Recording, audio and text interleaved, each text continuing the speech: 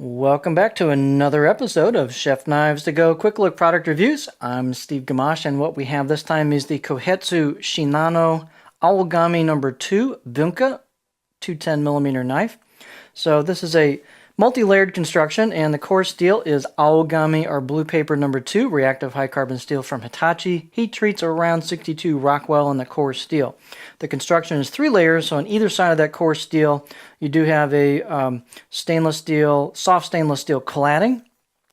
It looks like the spine is not covered with the cladding. I can show you a close-up, but so you'll want to watch that spine, and that needs to be wiped and kept dry as well. So the cladding, the stainless cladding does not cover that. You can see the layers in there, which is pretty neat, but you got to keep an eye on that as well as the core steel. So the weight on these and the dimensions and such will vary a little bit from knife to knife, but this particular one's about 174 grams or 6.1 ounces with this handle. The edge length is about 212 millimeters or about 8.3 inches or so. Overall length about 14.3 inches.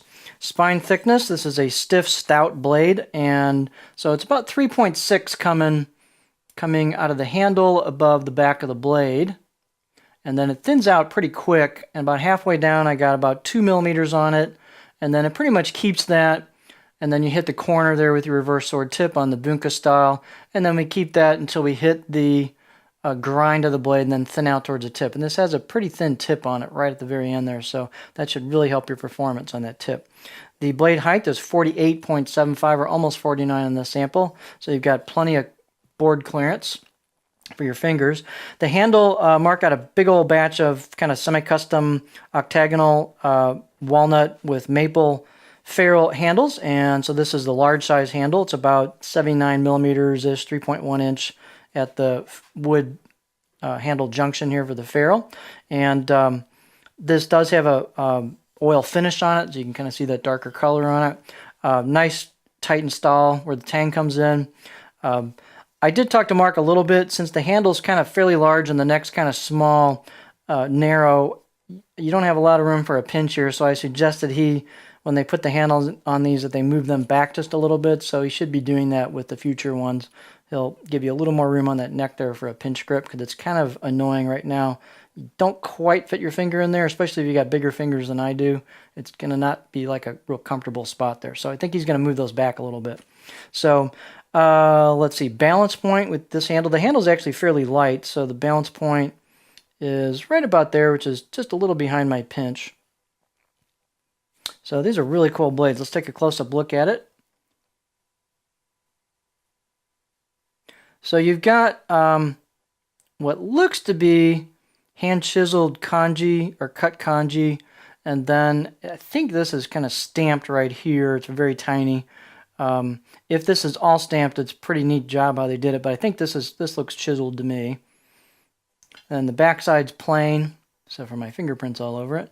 You've got a Kasumi kind of sandblasted finish on the blade road area. This is not the actual blade road, but it's the the faux visual blade road. And then you've got what's known as a brushed or hairline finish, which is a horizontal stroked finish on it, which really nice about that is when you clean the knife, you're usually wiping it this way, so any scratches will kind of blend into that directional finish, so that helps hide the scratches. You can definitely see your cladding line there at the edge.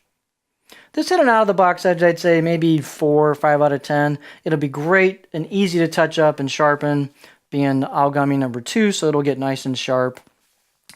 If you don't sharpen, you may want to have Chef Knives to Go. You pay for the finish sharpening service, and they'll sharpen it before they send it to you, and you'll have a great reference point as to what sharp really is, and also what a good clean edge does for you in terms of edge retention, so that'll give you a good reference point if you're fairly new to sharpening. But this will be an easy to sharpen, really nice knife to work on. Let's see. Bringing our cutting board here.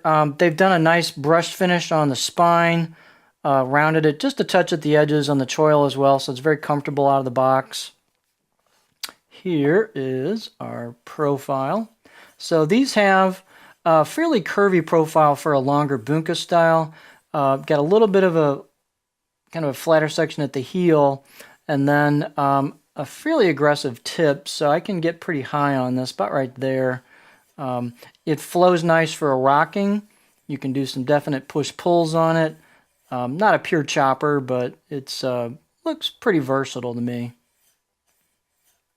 So there you have a kind of a confident, stiff blade, some nice length on it, cool style.